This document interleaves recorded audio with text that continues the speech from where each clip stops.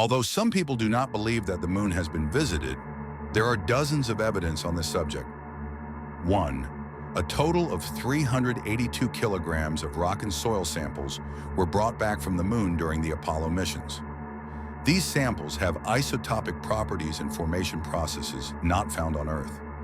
Independent scientists in countries, e.g. Russia and China, have analyzed these samples and confirmed their non-terrestrial origin.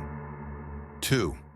The radio signals sent by NASA during the lunar landing were monitored by amateur radio operators around the world. Their origin from the moon was confirmed by timing and frequency analyses.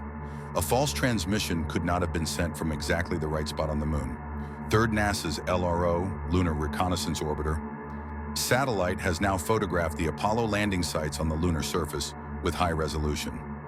In these photographs, the landing modules, equipment, and footprints left by the astronauts can be clearly seen. In addition to LRO, India's Chandrayaan-2 satellite also observed the Apollo landing sites. Fourth Apollo astronauts placed laser reflectors, retroreflectors, on the lunar surface. Even today, these devices are used to measure the distance between the moon and Earth by reflecting back laser beams sent from Earth. Placing these devices on the lunar surface requires human intervention and could not have been done with robots at that time. 5. If the Soviet Union, the biggest rival of the USA during the Cold War, had found the moon missions to be faked, it would certainly have made it public. However, the Soviets have confirmed the authenticity of the moon landings.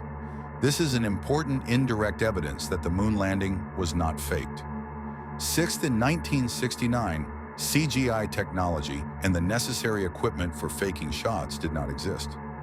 Even Hollywood films could not replicate the realism of the moon landings at that time.